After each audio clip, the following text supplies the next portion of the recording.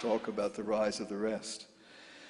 As recently as the early 1980s, there was enormous pessimism about the prospects of the developing world. So much so that people spoke about the North-South divide. That's what it was called then. You don't hear that term too much anymore. It was as though it would be a permanent feature of the international system, that poor countries would remain permanently poor, and the benefits of economic growth and globalization would only accrue to the relatively wealthy countries, mostly the Anglo-Saxon countries, Europe and Japan. Today, that term North-South relations has practically gone out of fashion. Even the term developing countries isn't used quite so much as that new term emerging markets. In the last 2 decades, the global economy has roughly tripled from around 20 trillion 20 years ago to roughly 60 trillion today. Emerging markets, formerly developing countries, have accounted for roughly half of that growth. More importantly, in my opinion, that growth has enabled hundreds of millions of people in poor countries to escape poverty. Just in China alone, the number is 400 million. On the whole, that has been good for the United States as well. American consumers have benefited from the expansion of global trade, and American producers have benefited from the expansion of global markets. Of course, not everyone here has benefited from the competition from China and other low-cost producers. One of our challenges today is to improve the ability of all Americans to compete at the high end, where this enormous growth in global demand creates opportunities for highly productive employment. All 3 of those achievements would not have been possible without American leadership. American leadership in sustaining the Western alliance through the Cold War, American leadership in supporting democratic change in many places around the world, and American leadership in maintaining a relatively open global trading system that was the key engine of growth for so many of these countries and indeed continues to be today. That's why Robert Kagan, son of a great Cornell professor named Donald Kagan, who I think was actually Professor Strauss's professor, several generations of historians in that family, at least 2 so far. Anyway, Robert Kagan, has an interesting new book called The World America Made. And he puts it that way because of what I've just said. Now, it may sound a little bit hubristic or boastful.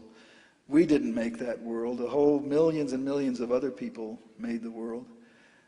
President Reagan had a sign on his desk, which I thought is a wonderful sign. He said, "There's no limit to what a person can accomplish as long as they don't care who gets the credit."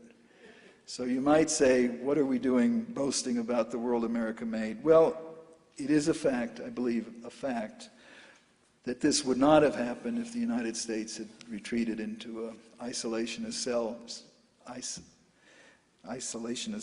at the end of World War II. And I think it's important, maybe there's such a thing as too much pride, but I think right now Americans are in danger of too little, in danger of a kind of defeatism. So I think it's important for the U.S. to take some credit for what we've done, not to pat ourselves on the back, but so that we can have the self-confidence to face the future. Because I think defeatism, or what some people call declinism, could become a self-fulfilling prophecy. All of that success does present an economic challenge, but in many respects the bigger challenge is geopolitical. As we look to the future, more and more countries will have the economic strength to be significant powers, at least on a regional scale, and some even on a global scale. Now you may be thinking, it seems to me often this is all people think about when you say words like that we're talking about the rise of China. Well, it is the rise of China, but it's the rise of a great many other countries as well. China has 1.2 billion people. I would remind you that the 10 countries of Southeast Asia, that includes Indonesia, is 600 million, twice the size of the United States. India has a population in the neighborhood of 1 billion. It grows so fast I can't keep track. Within 10 years, it's going to be more than China's. Population isn't everything, but a large population of increasingly productive people translates to economic power.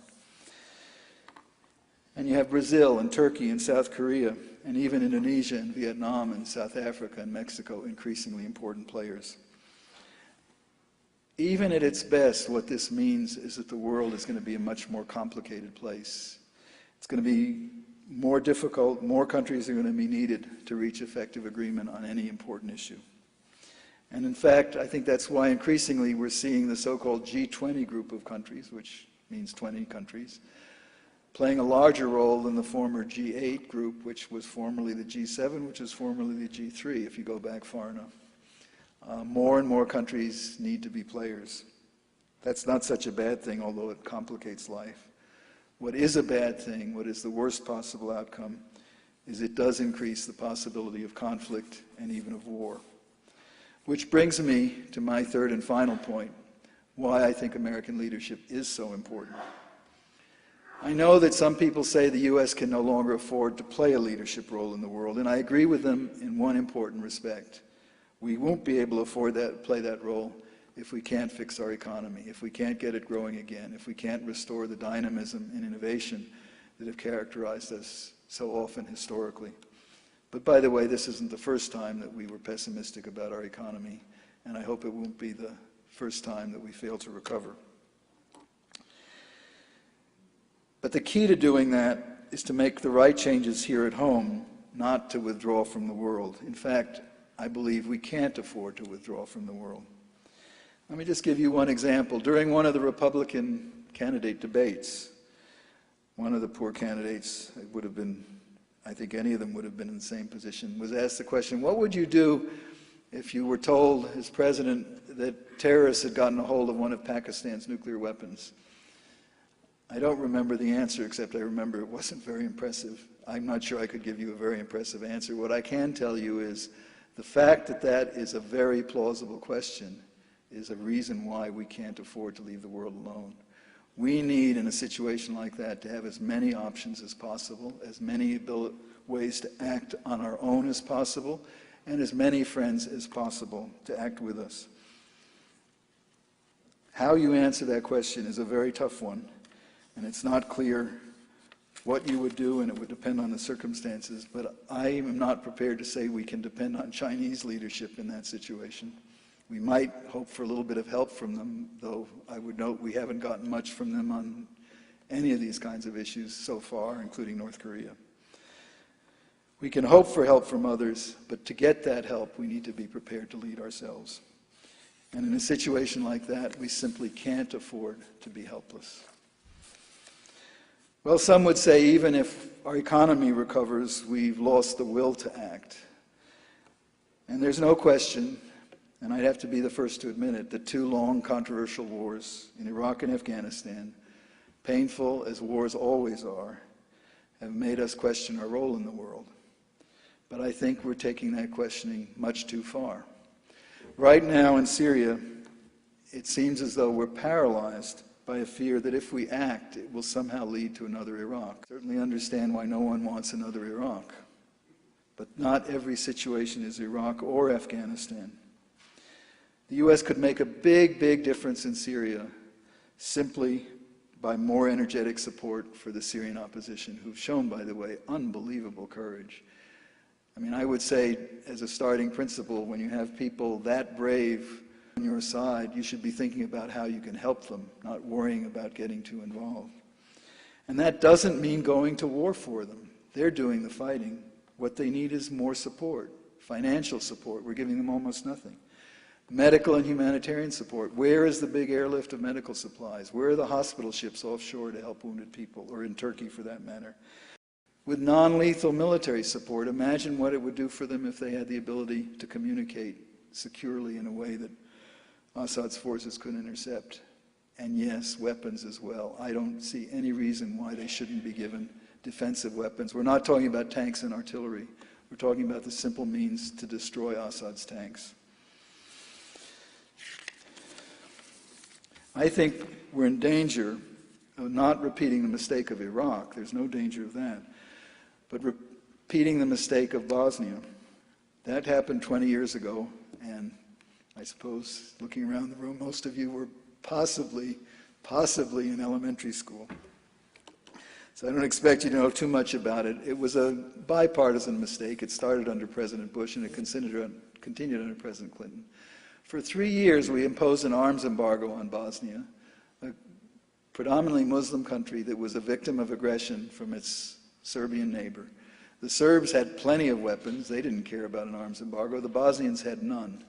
And people said, well, if we give them weapons, it's going to be just pouring gasoline on a fire. I'm sorry, what it was like was prolonging the conflict. In fact, it ended finally when the Serbs realized, because of American intervention, that they couldn't win. But that American intervention would not have been necessary. The massacre at Srebrenica would not have happened. 200,000 people would not have had to die if we had acted to help them earlier and more decisively. And in fact, Bosnia would have been in much better shape after it than it is today if that war hadn't gone on so long. I really think we're in danger of repeating that same mistake in Syria. We've done practically nothing while a bloody conflict has gone on for over a year.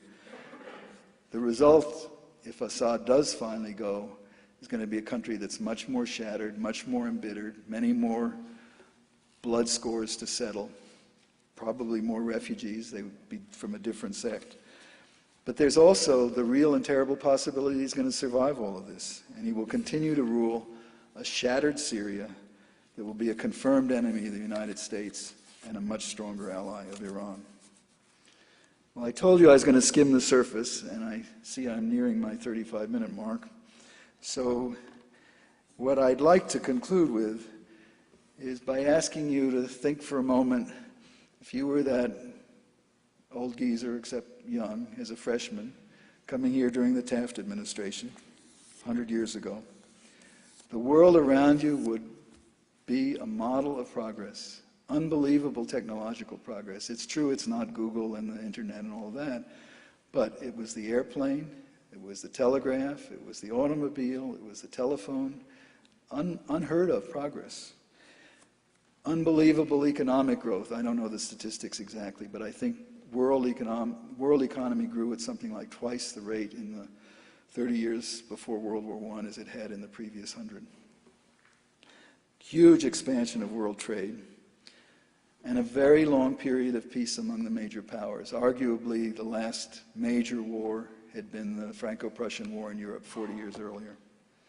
Some people even thought that war was obsolete, that modern economics meant that people would realize it just wasn't worth it to fight.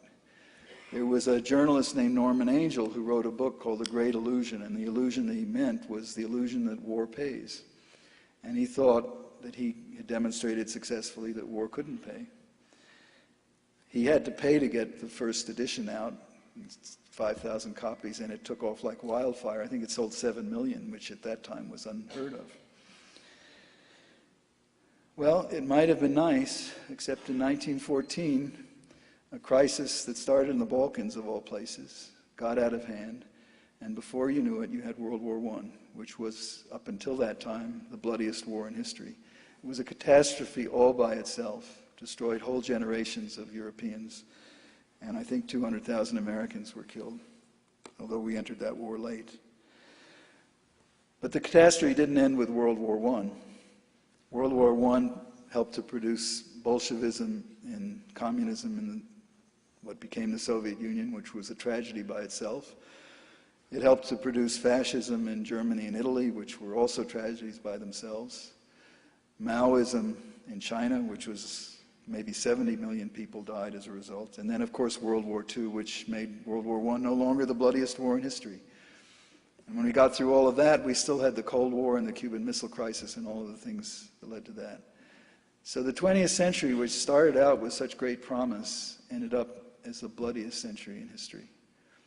We cannot afford to do that a second time. If it happens in this century, I don't want to imagine what it would be like, but it doesn't have to happen. I think an important part of preventing it from happening is for the U.S. to remain engaged, actively engaged. There's no magic formula for what you do in particular situations. But one thing I can say for sure, if you say it's none of our business, let the world take care of itself, it's not going to take care of itself well. We may not be perfect, we may make mistakes, but I think the chances are better if we remain involved. So I hope that